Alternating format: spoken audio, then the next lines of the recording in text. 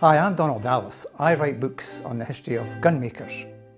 I also work for Holt & Company, the auctioneer. I've got a new book that's just come out called Alexander Henry Rifle Maker, the story of Edinburgh's famous 19th century rifle maker, Alexander Henry. My name is Richard Brown and Alexander Henry was my great-great-grandfather. I've been contributing to Donald's book through my own research, but also with family items and documents which are in our possession. I think of all the books I've written in the history of gun makers, I found the history of Alexander Henry by far the most fascinating. And the reason why is, apart from his undoubted technical achievements in making himself into the best rifle maker in the second half of the 19th century, his personal life was also fascinating.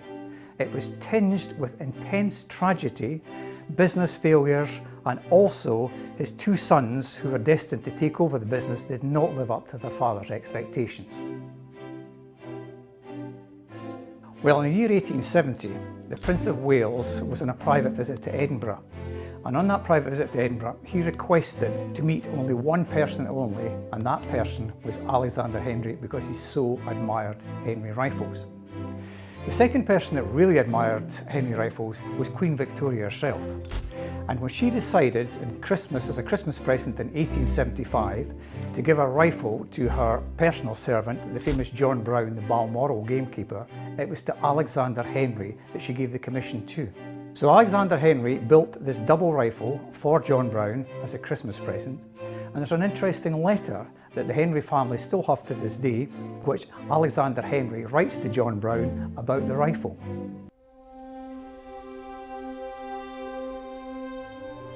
There was a terrible tragedy that took place on the 25th of September 1860. Alexander Henry had a firing range down near the present Hibs football ground.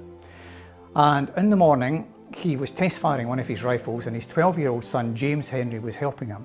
His job was to mark the target and to show where the bullet landed. It was a muzzle-loading rifle, so he'd fire one shot, and the boy had plenty of time to point out where the bullet struck, and then he would retreat behind the safety of a wall. Something terrible went wrong. Nobody knows exactly what happened, but the boy's son, James Henry, jumped out in front of the target, and Alexander Henry shot his son clean through the head. How he managed to continue with this afterwards in rifle development, I have no idea. It's probable that he was actually testing a version of Henry rifling, and if that was the case, his son, James Henry, was the very first person to be killed by Henry rifling.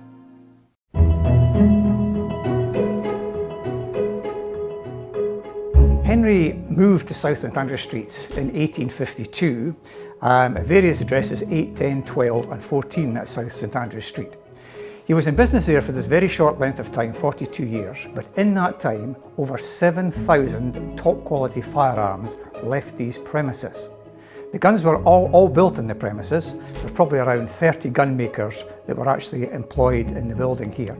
There was even a firing range in the South St Andrew Street, which is only 50 yards from Princes Street, where these very high-powered rifles could actually be tested right on the premises. Alexander Henry took out in the year 1860 a patent for rifling that became known as Henry rifling. This is the thing that made Alexander Henry a great rifle maker. His patent was very, very clever. Essentially what he did was every single part of the bore gripped the bullet. Hence his rifling was a very tight rifling. Although it was shallow grooved, it was extremely accurate up to very, very large distances of well over 1,000 yards.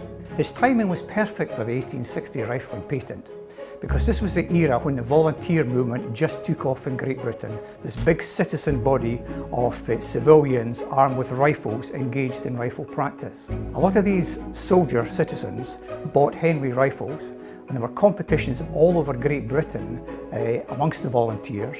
And in these competitions, that's where the Henry rifle and the Henry rifling became really well known, and it became a world famous rifling.